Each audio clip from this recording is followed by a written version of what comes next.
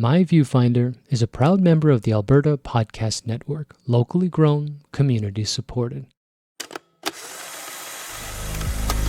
This is My Viewfinder.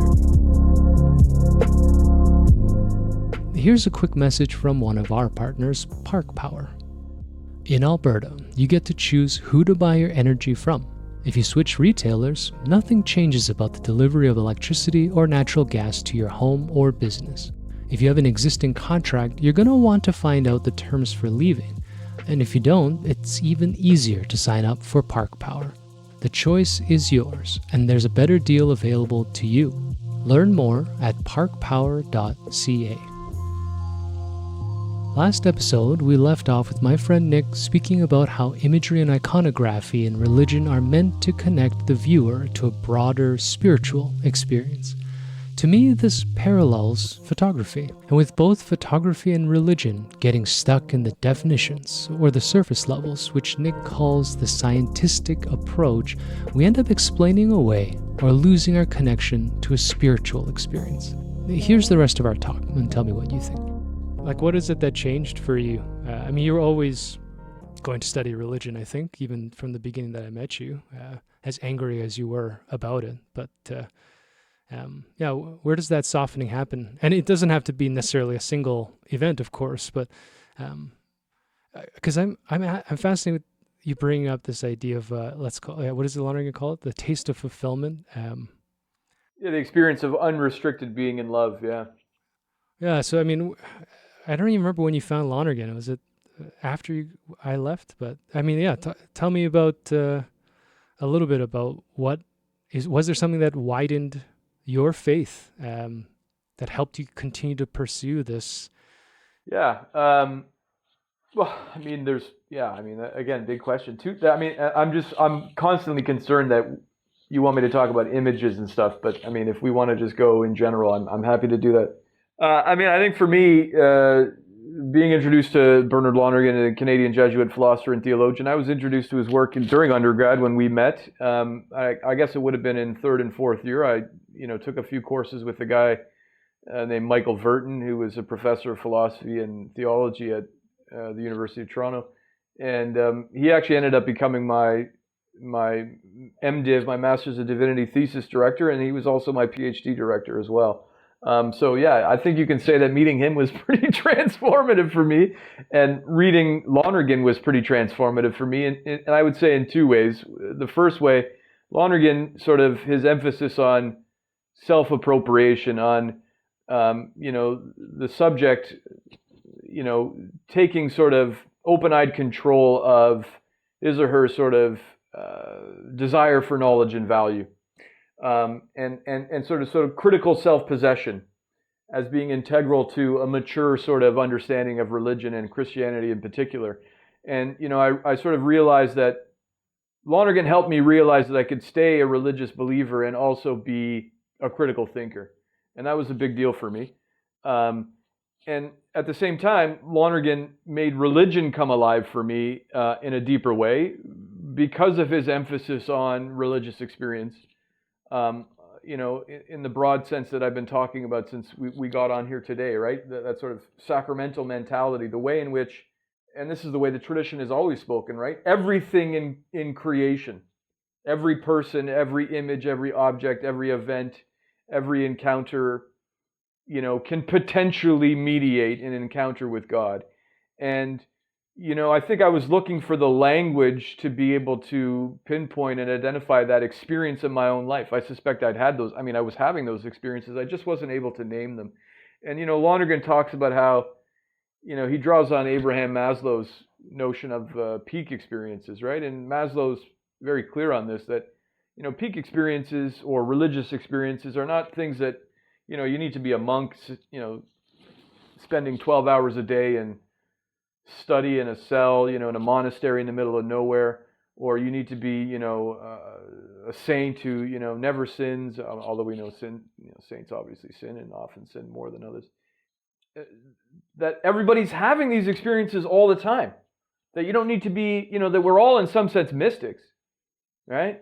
Whether or not we're aware of it or not. And I think, Lonergan helped me pinpoint in my own life, in my own experience, moments of what the Christian tradition would call grace. Grace in the sense of gift, right? I mean, I didn't work to feel this way.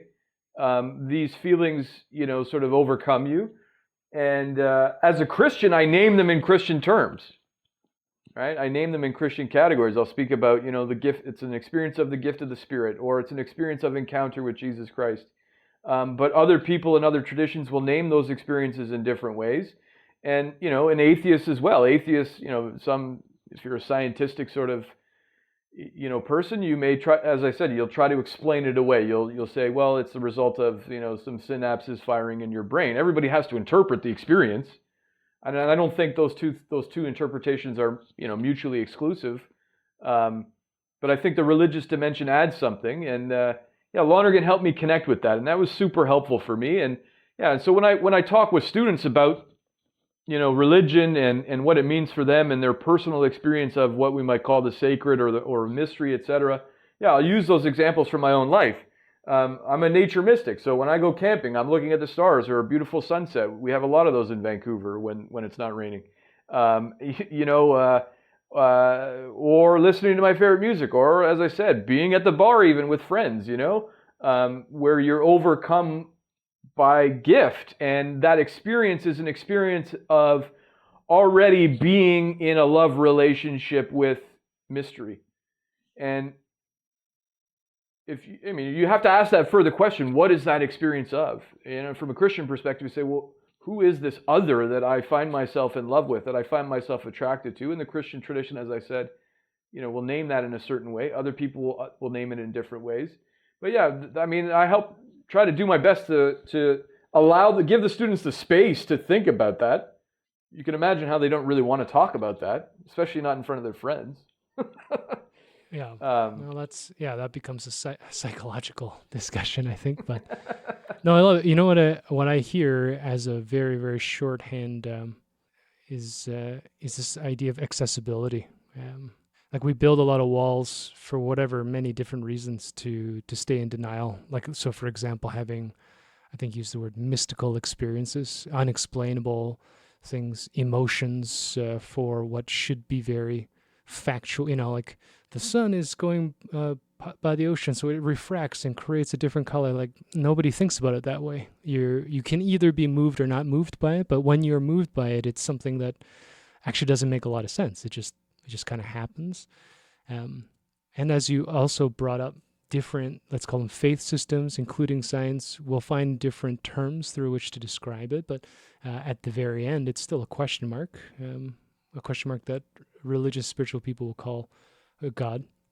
It's fascinating because now I'm thinking about, photography, but art in general, much like your relationship with finding Lonergan, is a bit of a doorway, isn't it, of allowing yourself to be moved by something mystical. Like, the first time somebody hears like a proper fat beat, in some type of musical format, there's something, for example, about music, singing, poetry, whatever the art forms have taken, that can really make some people fucking freak out, right? Like, just behave differently because there's something, like we call it moving, but it's not just drugs. Like you can get down sober if you hear the right thing, right?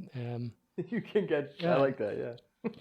It's fun, man. Like this is the thing I worry. Maybe this is what I'm scared of. Like with photography, is that it's lending itself too much to what we believe is rational, literal, and complete, and it's losing this mysticism and this like either intentional or unintentional suggestion of the bigger, better, wider, ununderstandable picture. Like we're losing our ability to see God in this conversation, in things, ironically, because the pictures are getting better and better. The higher quality it is, the less we have to work for it, maybe. I don't know. Yeah, I mean, is it just the absence of God and the mystical sort of dimension, or is it, even in a broader sense, just the absence of that depth dimension, right? That may include other meanings and values that don't necessarily need to be religious. I don't know how that works in the world of photography, like where the image is just it sort of quote unquote speaks for itself. Almost where as if photos become sort of simple signs, like an exit sign. It means one thing. It's an exit sign. Or like a stop sign. It's very clear what the meaning of a stop sign is. Although even for a stop sign, if you'd been in an accident, for example, at an intersection, that's going to have deeper meaning for you. But I mean, most people look at a stop sign and it means one thing, very simply. Whereas I think all images as symbols have that sort of deeper, symbols are signs with deeper meaning. Are we missing out on that? And as one part of that, we're missing out on the sort of mystical or spiritual dimension as well. And does that let us, in one sense, is that what the sort of powers that be want us to think, that the meaning of images are simple? You know what I mean? And sort of surface level, and that keeps us from questioning the sort of meanings and values that are very clearly implicit in them. I don't know. That's a really good question. We stumble onto this conspiratorial thing about intent, and so I don't know. Yeah, is it complex in its? It's weird. It's like complex in one sense because there are so many different arguments, but it's so simplified because people aren't really thinking about it deeply either. And that's the thing for me that drives me in this conversation about photography. I think speaking to you, it's great because you get a broader context about, thinking process, but maybe more the believing process. Like, how do you choose what hill you're going to die on? You spend a lot of time in academics and you want to read many different arguments and to choose something that you want to believe in. But it's a tough thing to do. I mean, you've dedicated your whole life to this, right? And it's not something. As you can tell, not very much to aesthetics and art. Well, I think it is. I mean, I've got very little to say. No, but here's specifically the thing. About that. Talking about, let's say, like semantics and terms. Yeah, I mean, you aren't using fucking defined art terms, but these are the same conversations, right? Sure. Intent, interpretation. I like all photographers, but I don't like getting into conversations with photographers about technology. It bores me. At least, again, surface level conversations, always about gear, aperture widths, effects, all this kind of shit. And those are important from a tool perspective. It's like us arguing about the paperweight of the books that we read, right? So, you've got a philosophy 101 book. I get the same book, but yours is, like the Calvin Hobbes hardcover print on this beautiful fucking super thick, high quality, and mine's this paperback novel piece of shit. At the end of the day, the content's actually more important than the tool through which you experience that medium. But that's a hard conversation to have with people, not just in photography, but in life. Like, how many more people will talk to you about what version of the iPhone they have versus what they're capable of doing with that phone? But this is why talking to a philosopher is interesting, because we don't have to get trapped. Like, you're worried about having to use photography or image terms. I actually think the conversation is better without it. So, I mean, you what you just said, I mean, I was struck by how, you're not being interested in this sort of technology and the tools of the trade. I mean, they serve a purpose. I mean, and that makes sense to me as well. So what are you interested in talking to photographers about? I don't know. I think, when this started, I thought I would be able to poke at a single theme, mostly that photography as a practice is essentially inherently corrupt, that no matter how much we want to be idealists and artists and pure, whatever the fuck that means, that the power of an image is misunderstood and ultimately corrupting. And what's corrupting about it, though? I'm curious. I don't know, and this is a lot of the pushback. In my mind, in my experience, I think it creates false idolatry, number one, because it's creating literal image that people think that they have to conform to physically. So it's lost any kind of deeper rooted meaning in, like, let's say, intended, whatever, morality, philosophy, thought process, psychology. That stuff's gone. Like, you're talking about surface level versus depth. And we're getting to this point, and again, I'm being very old and very judgmental, where an image will flip by And my only instinct is that either I need to look like or own whatever is represented, or I don't, and I feel bad for it. Number two, the politicization of this stuff. So in other words, whatever even the photographer's original intended meaning is not expressed. And that's a looser one because, I mean, what is the photographer's original meaning? I don't even know how to answer that question. But my fear is, like, we're talking about COVID, we talk about politics, we talk about Trump, we talk about, what's his name, Doug Ford. Like, so people with our biases, we question, how do these people have so much marketing power, right? Because they seem kind of like buffoons to us often.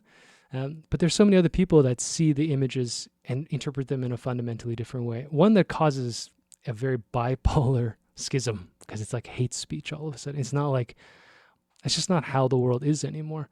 And I think photography has maybe not like a intended role, but it plays this problem. It's photography, including film, television, and mass media, because it's this technology that evolved that idealistically was supposed to show us this moment captured in the real, like we were talking about, in the real, tangible, scientific world. It's irrefutable because this lens captured this light at this angle. It was projected onto, in the old days, is silver nitrate plate, film, whatever the fuck it is. And therefore, you have to have faith in that more than you have to have faith in your own thought process, more than you have to have faith in all this other stuff. Now, that's me. That's my idea of it. Frankly, it's probably more a philosophical discussion than anything, sociological, psychological, political. I mean, it sounds like a conversation you should be having for all of those reasons, right? Like, I mean, yeah, I mean, it sounds like that's precisely the conversation that needs to happen. And so when you take photos, Dave, I'm curious, like, I mean, why do you take photos? And why do you choose to take photos of certain things?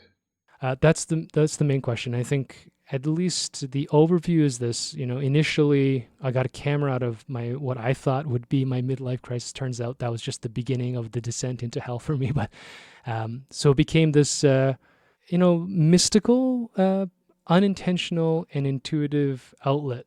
I was losing my mind. I thought I would treat myself out of bitterness. I got this bonus check for the flood work, and I just hated my life. So I took that money, instead of doing something social with it, I bought myself this camera, and I just started walking around taking pictures. So there's an innocence to that, and no forethought, of course. As it develops, and as my life kind of took its main dip, it became something that was, hobbyist, but I started putting a lot of energy into it. I didn't research it historically like many of my friends do. I'm not somebody that, and you know this, I was like this in philosophy school too. It's like I didn't go and fucking actually borrow every book and read every philosopher. I don't know. I wanted something more intuitive.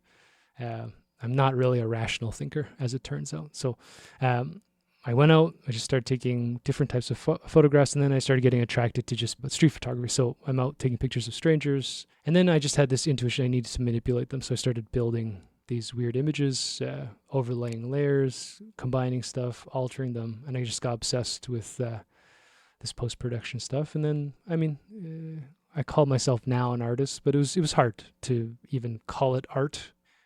But then there was one more turning point, which is I lost the job. I did all this stuff. So there's no money. And the reality is, I think, we'll see.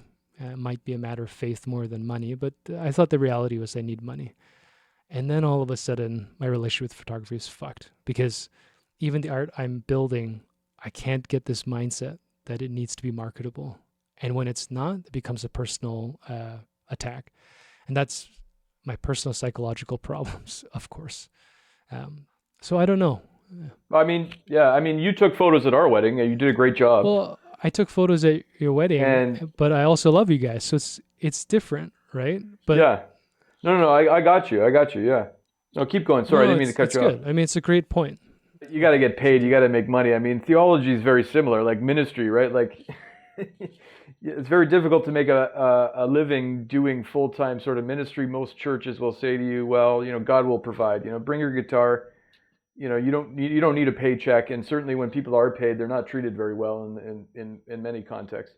And so that's always a sort of, you got to get by, you got to survive. But I mean, I think you, for example, taking photos, even for people you don't necessarily know that well, at a wedding or at a function, that's something very different. I at least from my perspective, doing that than taking photos for an advertising agency that's looking to sell a product. And I think you're very right. I mean, in the sense that that notion of images being used for advertising purposes, René Girard's, take on sort of the mimetic character of desire is key here, right? I mean, we see something and we want to imitate it. And, images in advertising are designed to do precisely that. If I see the person drinking that ice cold Coke, I want a Coke. That person's running on the beach with that body, I want to look like that. Et cetera, et cetera. I mean, that's sort of hardwired into who we are as humans. I mean, we imitate others. Is there a positive form of imitation, that can be heightened or, in some sense foregrounded through photography? I don't know. That's an interesting point. But I mean, I see you doing something, at least, as I said, at least from my perspective, as different than the person who is hired to use images to sell a product. Yeah. Well, and I mean, and I think that's part of that depth dimension, right? The experience of truth, of value, of beauty, whether or not it goes the further dimension to the religious or to the spiritual. I see you being bound up with that when you talk about, your practice of taking photos and the way you sort of edit and the types of photos you're taking, especially when you need to make money in order, to sort of survive. It seems like you're very much concerned with that depth dimension in a way that others may not be. I don't know. Yeah, which is another, I think, sticking point, because again, you choose a hill to die on, right? And I think I've made some great friends here who have found a way to straddle both in some sense, and they'll be the first to tell you that the relationship are opposed. So when you work for any client in any capacity, it's a different workflow than if you go out and try to build something for yourself. And maybe my problem ultimately will be that I am not capable of having a strong enough barrier between the two. I'm capable of recognizing that they require it. But like you brought up, with the marketing and imitation and this intent to create, a message or some type of archetype, let's say, I don't actually personally see the difference in any client work. And I think that when I'm lucky to work with friends and we understand each other at some level, then we work together and there's this, I think, joy and connection that comes out of it. But once that one dimension is lost, there are expectations, often weirder questions psychologically, philosophically, religiously, of the why they want the pictures in the first place that become difficult to answer. So for example, when you get married, why are we worried about getting photos of being married? Like the sort of childish question, why isn't it good enough to just be married? Why do I need everybody to be able to see that I did it? Why do I need to prove to myself? And they're all leading questions because they reflect biases, right? But I think this is the thing that's getting weirder with photography, is that before photography, you couldn't hire, I don't think you hire Leonardo da Vinci to come to your wedding to paint, a depiction of how fucking glorious that event was. I mean, even kings and queens didn't do that generally in that era. Now it's a requirement, right? There isn't a single wedding that goes by without a camera in it. And whether the requirement is to spend 10 grand on somebody, or like Helen and I did, like $200 on some instant cameras, 80% of which failed. But, there were still cameras there, right? Like it's, I'm not living this fucking monk life. Like we still wanted images. Remember we had the laptop recording everybody. Like that footage will never see the light of day because we had every drunk guest essentially suddenly just fucking acting the worst they could possibly act, all caught on video. I remember that. So outside of me trying to be a nice guy and not making that, like in this day and age, if we were one generation younger, maybe that's on social media as a joke. But we at least put that away, but it doesn't absolve us from having the laptop there in the first place. There was something about it that we felt we needed to record for posteriors. I mean, how egotistical is that in general, right? Well, it's interesting, right? I mean, I was sort of smiling as you were talking about how, your work with clients for a wedding may actually be very close to the way you think about working. You may think about working with like an advertising agency putting out a product, and I mean, that's really. I'd have to think about that a little bit more. I mean, in one sense, you're right. There's something very mimetic, and there's something very mimetic about people who are getting married and sort of saying, well, everybody else had a photographer, and I need to spend this X amount of dollars on it, and I need to, they may not ever ask the deeper question, why I need to do this, and why this may be something that I would like to come back to 20 years from now to remember. Although there is the possibility that there is that deeper meaning. I mean, maybe we're being cynical and just assuming that it hasn't been thought through. But I mean, I can say that when I'm teaching online the last month and a half, there's a picture of from my wedding that you took on my wall behind me, and the students commented, "Oh, that's a lovely photo," and I'm sort of struck by walking by it every now and then and recognizing that, hey, that was a really special day. Especially in the current situation we find ourselves in, where I can't see anybody I know other than in this mode. And, reconnecting with a lot of those people in that photo. It was a photo of the entire wedding party. Only now, right? Me and you've talked more than we have in a very long time. Me and Matt, my buddy Matt, have been talking more. Me and Ian even. Little things like that. So I'd have to think about that some more. But I mean, there's something... Yeah, I don't know. I mean, I guess you could have the cynical approach to the wedding shots. Something about that, if the couple sees the deeper reasons for that and takes some meaning out of that 20 years or 10 years down the road, something about that seems different to me than, taking a photo of an ice cold can of Coke. But I don't know. Yeah, and you're right, I think, at least insofar as, I'm being cynical and judgmental about it. No, but I think you're onto something as well. I think there is something very, I think people have just sort of, drank the Kool-Aid on that one, and I think it's very mimetic. We see other people doing it, and we do it. Yeah. We need a cake cutting. Why the hell do we need a cake cutting? Well, everybody does it. I want to be like everybody else. Well, I didn't do that. I mean, you know what I mean? I mean, is there a way though to play the game on your own terms, and then and in the process, shift the rules of the game, even if ever slowly. And this is the capitalist slogan, at least in America, is this idea you just play by your own rules and you fucking whatever. And I don't know. The answer is I have no idea. The ones that I've come across somewhere is America, which generates that lie, has the worst social mobility of any developed nation.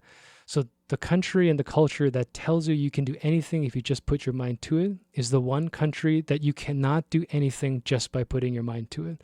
And so I'm at odds where, you're right. I hear this a lot from my photographer friends. If you're just going to do it for the love of the game and let the chips fall where they may. And I think that there's a fundamentally important lesson there, one of faith.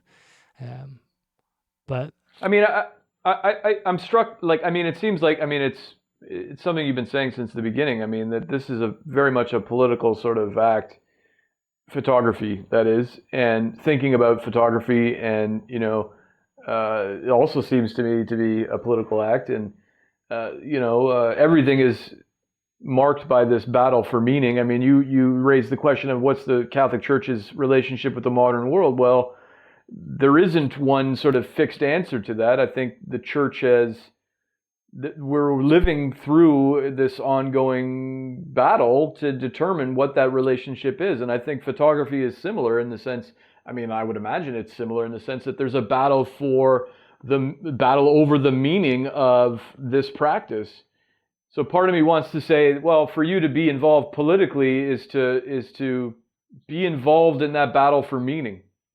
You know what I mean? As opposed to sort of saying, well, I'm not going to allow my, and I'm not saying this is what you're saying, but I'm not going to, but you can sort of see how if what you are proposing would be to sort of step aside from that battle and just do your own thing, is your art, does it become less than political then? I don't know. Or less than political, could it be more political if you remained engaged? You know what I mean? About within that battle to define, the meaning of that practice. I don't know. I'm just rambling. No, now. I think you're hitting it, which is what you said, I think rings the truest to me, which is it going to be enough for me to just make pictures that I like? Or is it required that somebody else acknowledges it? And then further, is that acknowledgement enough if they're not paying me?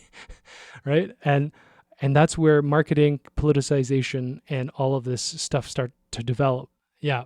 It's good to get a light cast on oneself. If I feel like that needs to be the purpose of these kind of conversations anyways. I don't want to be somebody that's telling people what to think. No, yeah, and I'm struck. I have to say, like, I the more I listen to you talk about why you're interested in this and the challenges you faced, and everything that we sort of been talking about. I mean, I mean, it seems to me like photography itself is kind of like, what does that mean? Photography. It's kind of like a floating signifier, right? And right now, it's the meaning of that, as I hear you say it, has been fixed in a very clear way, and it means all these different things around, making money, advertising, and shilling yourself, and all this, and maybe all of these other deeper dimensions that you've been talking about have been sort of pushed to the side. But that's not to say that the meaning of photography is fixed once and for all, right? And it seems to me like